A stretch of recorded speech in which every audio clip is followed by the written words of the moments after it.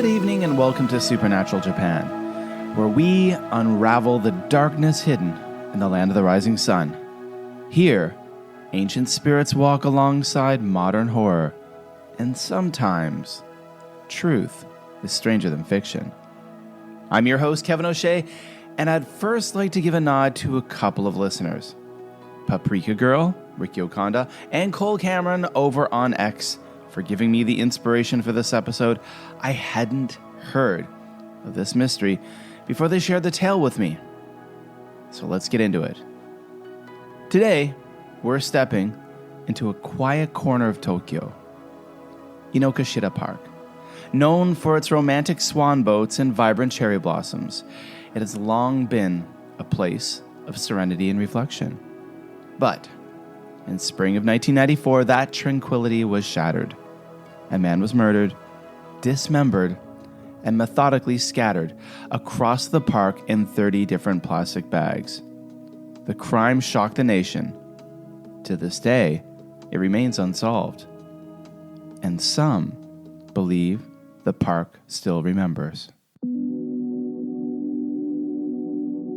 It was Sunday, May 22nd, 1994. Around 4 a.m., cleanup crews arrived at Inokashira Park, located on the western edge of Tokyo, between the cities of Masashino and Mitaka. The night before had been warm, and the park was filled with visitors enjoying hanami, cherry blossom viewing. A sanitation worker opened a trash bin near the pond. What he found would change everything. A tightly knotted plastic bag, unusually heavy. Inside, a human leg, neatly severed. Police were called immediately.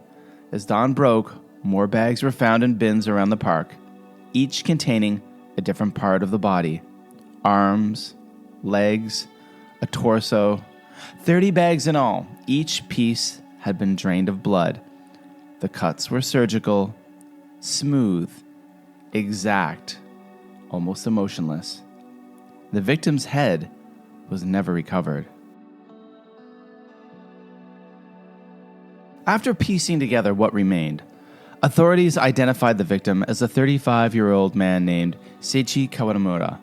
He was an architect working for a Tokyo-based company. No criminal history, no debts, no signs of mental illness. According to friends and colleagues, he was quiet, punctual, and kept mostly to himself. He was last seen on May 20th, 2 days before his remains were discovered. He left work at his usual time, but he never made it home. One witness claimed to have seen two men assaulting Kawamura near his home on the night of the murder. However, there was no forensic evidence of such an attack. The autopsy results were chilling. The dismemberment had been performed post-mortem with astonishing skill, likely by someone familiar with human anatomy, a surgeon, veterinarian, or possibly a butcher. There were no defensive wounds, suggesting he was either incapacitated or killed in his sleep. No drugs or alcohol were found in his system, and curiously, there was no sign of struggle at any location. It was as if the killer had vanished into thin air.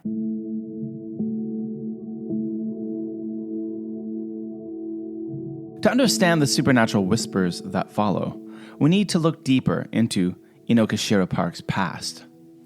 Long before it became a family picnic spot or dating haven, Inokashira was part of a forested estate in the Edo period.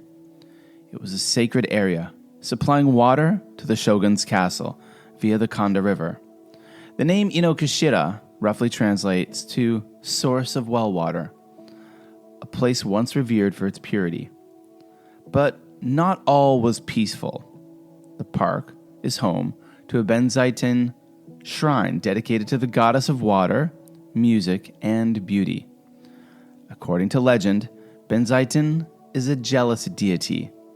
It's said that couples who ride the swan boats together will soon break up, cursed by her envy. And the pond itself is rumored to be cursed. Locals speak of drownings, mysterious disappearances, and ghost sightings. During the war, Stories circulated of people committing suicide by jumping into its still waters. Some say their spirits never left. Despite an extensive investigation, police were never able to identify a suspect. But that hasn't stopped speculation. One popular theory is that the killer was a medical professional. Perhaps someone pushed to the edge of stress, revenge, or delusion. The surgical precision of the cut suggested the use of tools like bone saws or scalpels, and investigators canvassed local hospitals and medical schools, hoping for a lead. But nothing conclusive emerged. Others pointed fingers at the yakuza, the Japanese underworld, but Kawamura had no known ties to organized crime. Still, some theorists suggest it could have been a message, a grisly warning to someone else, when Kawamura was chosen at random. One anonymous tip led police to a disused surgical training facility in western Tokyo. Investigators found stains that could have been blood, but forensic testing was inconclusive. The lead dried up. There was also speculation about a reclusive university student with a background in anatomy who abruptly left school around the time of the murder.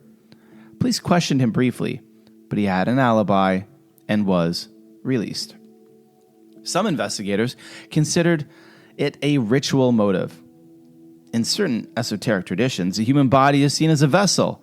The dismemberment can be symbolic, a way of breaking down the soul. In 2015, a man claimed that he may have been the intended target of the murder after he angered members of a foreign crime ring operating in the area. He said Kawamura had been mistaken for him and could have fallen afoul of the gang in the man's place. Then, there's a theory that no one likes to speak aloud, that this is a work of someone possessed, a spiritual sickness.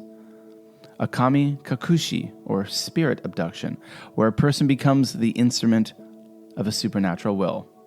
Online forums and amateur sleuths continue to debate the case. Some believe Kawamura was targeted randomly, an offering to whatever haunts the park. Others believe he was lured there by someone he knew. But there are no answers, only questions. After the incident, Inokashira Park underwent changes. More patrols, more lighting, but the sense of unease never fully went away. Some late-night visitors claim to see a man without a face sitting near the pond. Others report hearing plastic bags rustling in the wind when there are none nearby. Park workers sometimes find things moved or misplaced in the early morning hours. In Japanese folklore, a body that isn't properly buried cannot rest, and a soul without a head wanders. More recently, spiritual mediums who visited the park have said the energies around the pond are fragmented and anxious. One medium described the feeling of being surrounded by people whispering all at once, but none of them were visible. Urban explorers on YouTube sometimes post nighttime walkthroughs of the park, hoping to capture paranormal phenomena. In one video, the cameraman pans past a dark tree line, and just for a second, viewers claim they can see a pale figure standing still among the branches. Inokashira Park is beautiful in spring. The trees bloom with delicate pink blossoms, the pond reflects the sky, and laughter echoes across the water. But beneath the surface, something lingers. Who killed Seiichi Kawamura? Why did they do it? And where is his head? Perhaps the park knows. Perhaps it always has. Well, thank you for joining me on this episode of Supernatural Japan. If you found the story haunting, subscribe to the podcast, leave a review wherever you listen to it, and of course, share it with a friend. That's how we can grow the Supernatural Japan podcast, by telling people we know, people that might be into the spookier side of Japan or the spookier side of things in general. Now, if you'd like to support the show, you can also buy me a coffee. That's right. There is now a link in the show notes. And by donating even a small amount, you can help support the continued production of Supernatural Japan. Follow us on social media to see photos about the case and to learn more about the spookier side of Japan. You can find us, me, Kevin O'Shea, your host, on social media, on Instagram at Supernatural Japan, on Blue Sky and X at Mad for Maple, and of course, you can always email the Supernatural Japan podcast with your tales, with your experiences, with your ideas at supernaturaljapan@gmail.com. And also check out the Facebook page if that's your thing. Until next time, keep your lantern lit, and remember, in Japan, even the most peaceful places cast long shadows.